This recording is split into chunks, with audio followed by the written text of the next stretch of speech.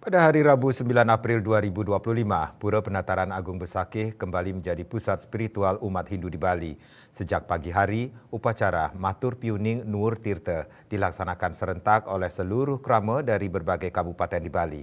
Upacara ini bertujuan untuk memohon tirta suci serta restu dari Ida Sang Hyang Widiwasa agar rangkaian karya di Pura Agung Besakih dapat berlangsung dengan lancar dan penuh berkah.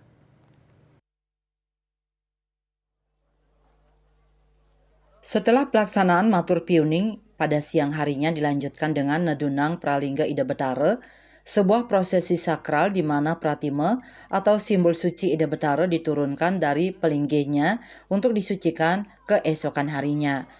Prosesi ini dimulai dari Ida Betara Lingsir di Penataran Agung, kemudian berlanjut ke Padma Tiga dan dilanjutkan ke berbagai pura lain seperti Pura Caturlokapala, Pura Caturlawa, serta pura-pura lainnya yang disungsung di area Pura Penataran Agung, Pesamuan Agung.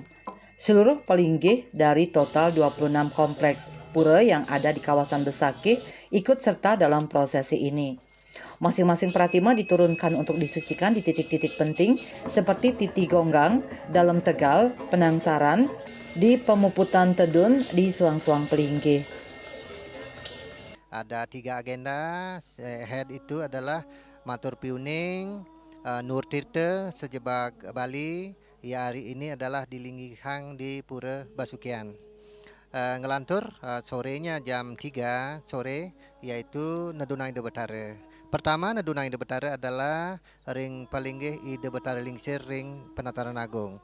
Taler yang sudah lewat aja kira-kira jam 12 lewat dan Nedun Ida Betara ring Padma 3.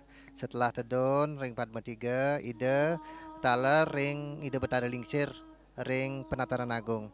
Diikuti dengan pura yang lain.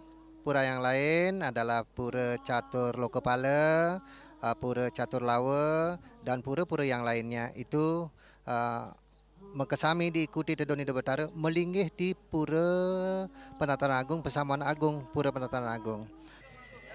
Umat Hindu yang hadir tanpa kusyuk mengikuti setiap tahapan upacara menunjukkan betapa pentingnya momentum ini dalam siklus ritual keagamaan di Bali.